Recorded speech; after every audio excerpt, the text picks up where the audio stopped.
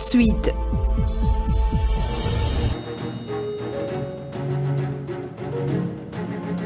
Grand journal.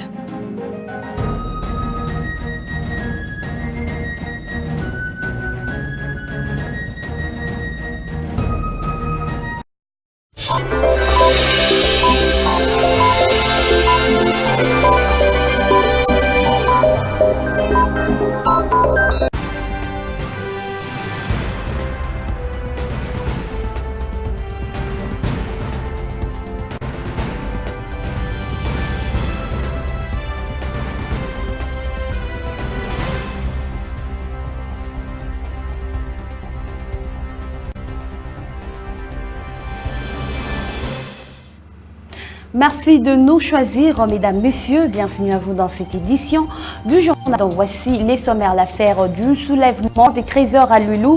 Sur les 33 prévenus, 16 ont été condamnés pour coups et blessures volontaires, participation criminelle qualifiée. Les condamnés vont purger 20 ans de prison ferme. Et puis, plus de 1000 mètres de câbles électriques emportés et un bilan déclassé. Tel est le bilan d'un cas de vol enregistré dans la concession chez MAF, ce qui va mettre la Société nationale de l'électricité en difficulté. C'est tout pour les sommaires, les développements. C'est tout de suite.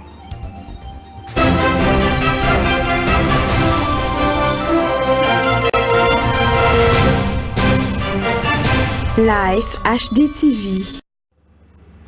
Encore une fois, mesdames, messieurs, bienvenue à vous dans ces journaux.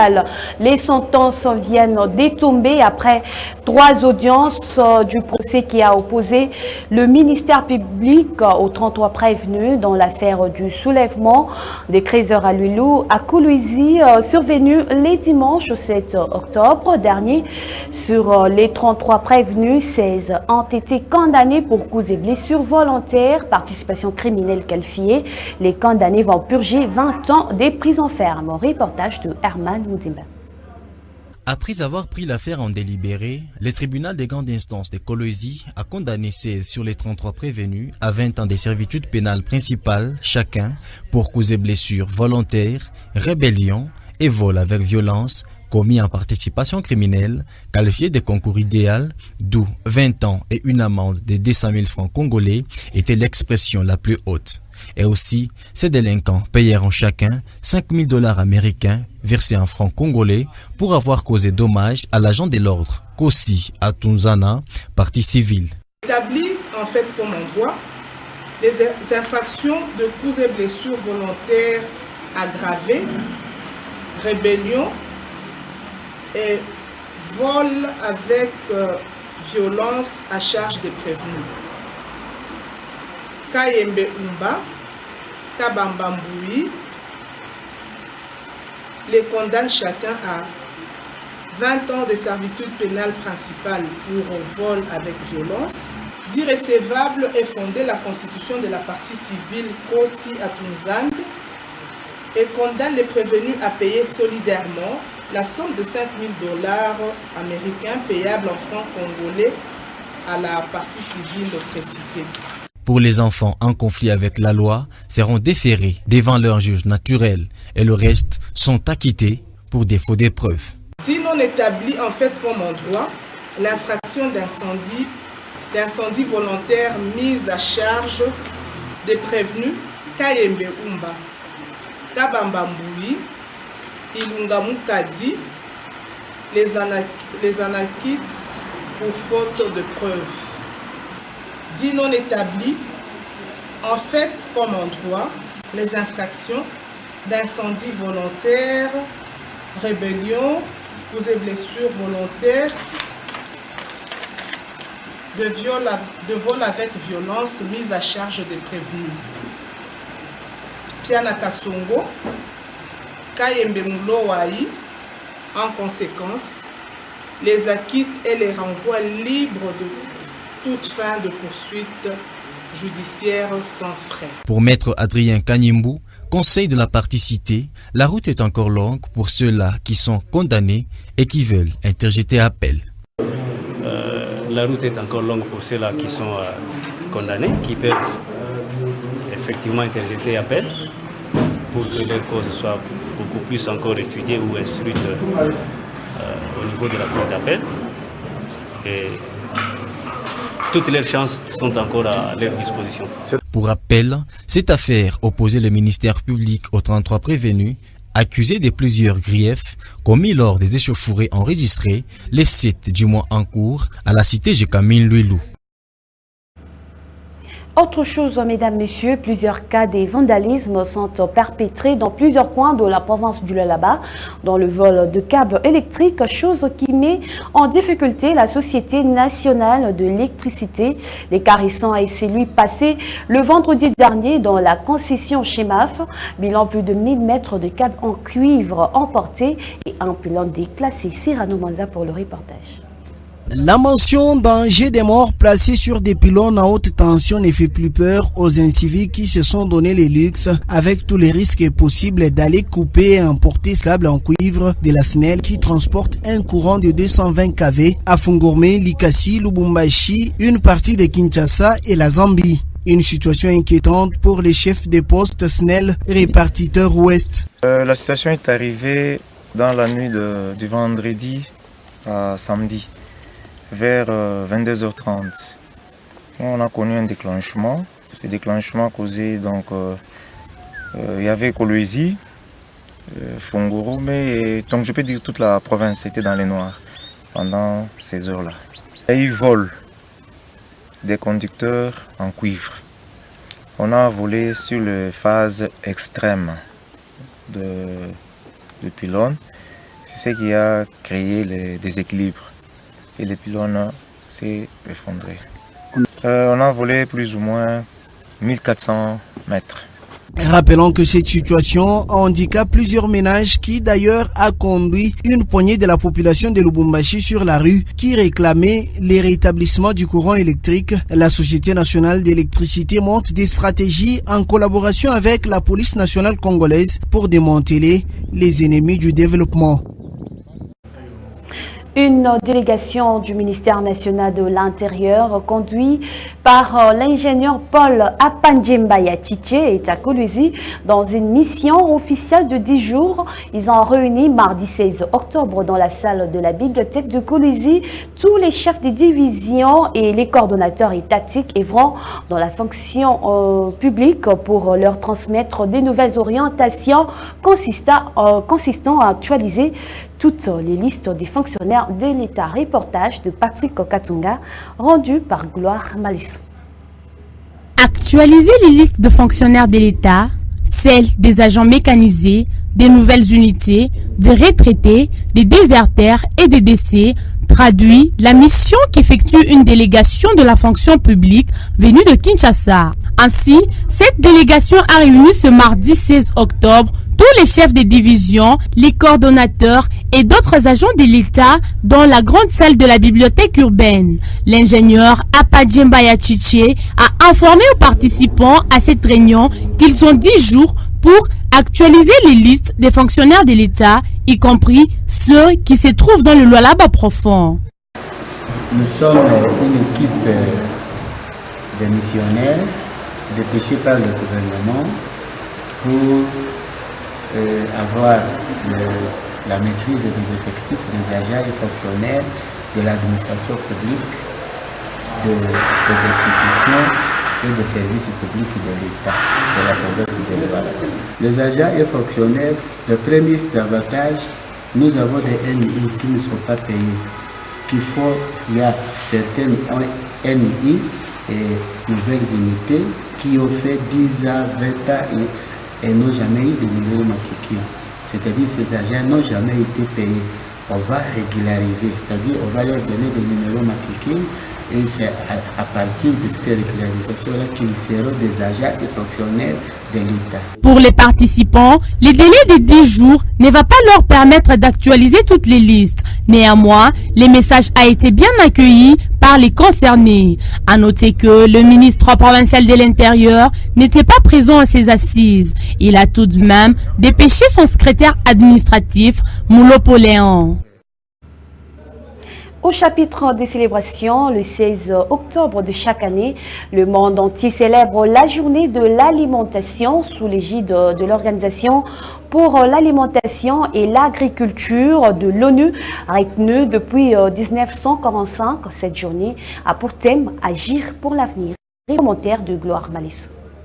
La journée mondiale de l'alimentation est célébrée chaque année dans le monde entier le 16 octobre sous l'égide de l'Organisation pour l'alimentation et l'agriculture de l'Organisation des Nations Unies. La journée mondiale de l'alimentation a été créée par les pays membres de la FAO lors de la 20e conférence générale de l'organisation en novembre 1979. La délégation hongroise, conduite par l'ancien ministre hongrois de l'agriculture et de l'alimentation, Pál Rományi, a joué un rôle actif au cours de cette conférence et a émis l'idée d'organiser une journée de l'alimentation dans le monde entier. Cette journée a toujours été célébrée chaque année dans plus de 150 pays dans le but de sensibiliser le public et les dirigeants sur les questions de la pauvreté et la faim. Depuis 1981, la Journée mondiale de l'alimentation a adopté chaque année un thème différent afin de mettre l'accent sur les différents domaines d'action prioritaires et de donner une orientation commune. En dépit de l'importance de l'agriculture comme force motrice dans l'économie de nombreux pays en développement,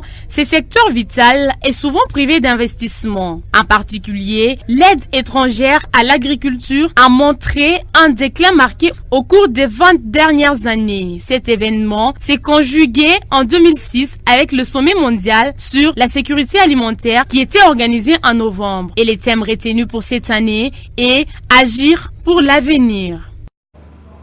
Et à l'occasion de la journée de l'alimentation, nous vous proposons et nous vous présentons les difficultés auxquelles sont confrontés les marchandes et marchands de la population de Kassaji dans ce reportage de Pacifique Ojamba.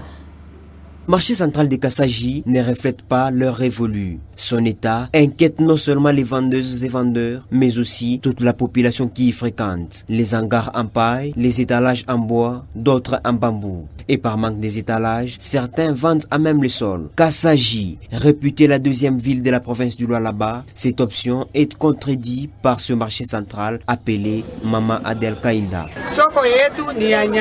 Ce marché est construit en paille. Le gouvernement nous avait promis de le réhabiliter, mais il n'y a pas de suite jusque-là. Certains élus provinciaux du coin ont tenté de pallier cette situation, mais sans succès. Nous demandons au gouvernement provincial de réhabiliter ce marché, ajouter les hangars, d'enlever le paille, parce que ça crée vraiment des dégâts. Outre son aspect non modernisé, ce marché central de Kassaji manque des installations sanitaires. Une souffrance pour tous les locataires de ces lieux de négoce. Ça, ce n'est pas un bon marché. Le paille partout, pas de canalisation d'eau. Nous demandons au gouvernement de réhabiliter ce marché tel que nous le voyons dans d'autres villes.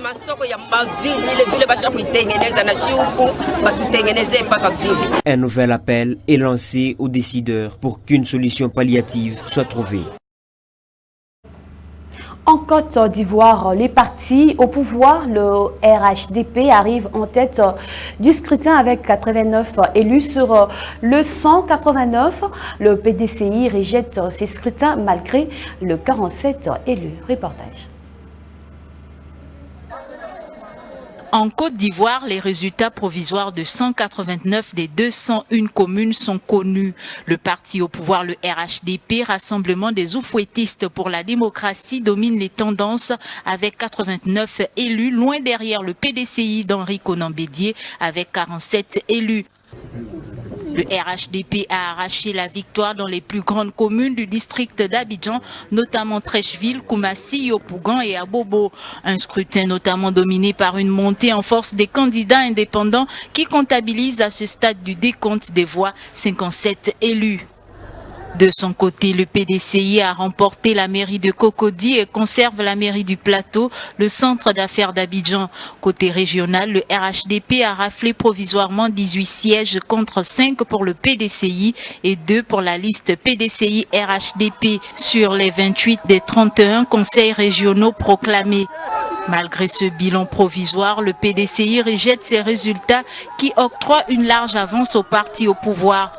Du reste, à l'ouverture du congrès extraordinaire du Parti démocratique de Côte d'Ivoire lundi à Daoukro, dans le centre du pays, l'ancien président ivoirien Henri Konan Bédié a clairement accusé le président Ouattara d'immixtion dans les résultats et dénonce les tentatives d'inversion des résultats brillamment obtenus par ses candidats.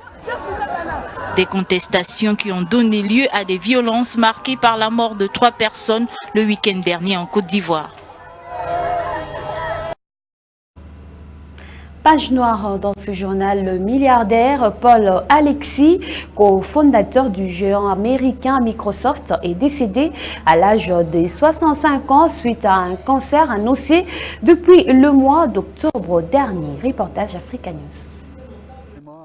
Le milliardaire Paul Allen, cofondateur en 1975 avec Bill Gates du géant américain de l'informatique Microsoft, est décédé lundi à 65 ans des suites d'un cancer. Il avait annoncé début octobre que cette maladie, traitée une première fois en 2009, avait récidivé.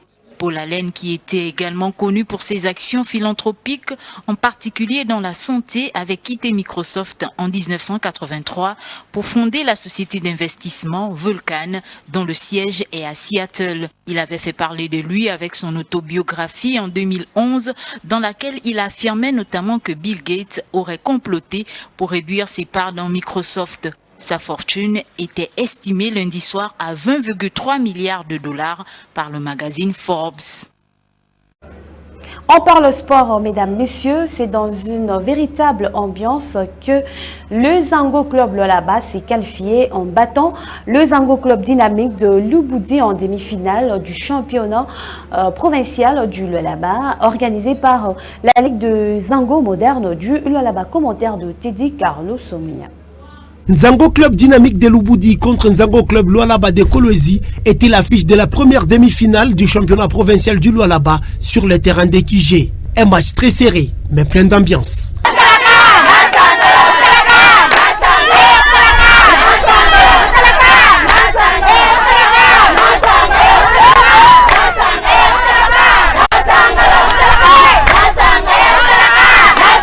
Malgré les petites faiblesses, les champions de Lubudi ont fait douter les champions de Kolwezi.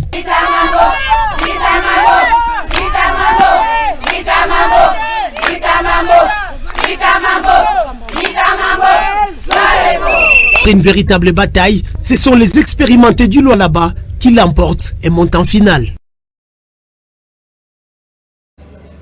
Toujours en Zango, l'autre demi-finale a vu le Zango Club Bana Kolwezi s'est qualifié face au Zango Club Renaissance qui était complet. Encore une fois, Teddy Carlos Mia. Le Nzango Club Renaissance a failli terrasser le Nzango Club Bana Kolwezi en deuxième finale du championnat provincial des Nzango moderne sous l'organisation de la Ligue du Lualaba. Bien qu'étant incomplète, elles ont imposé un nul à la mi-temps.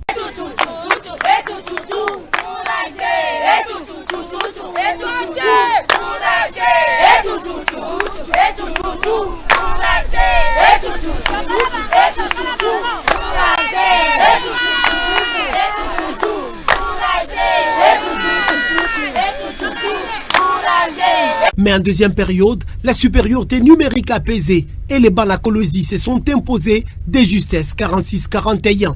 Et le Nzango Club Renaissance doit sa performance à Mwabiwa, la dame du match qui a marqué 5 KO à elle seule.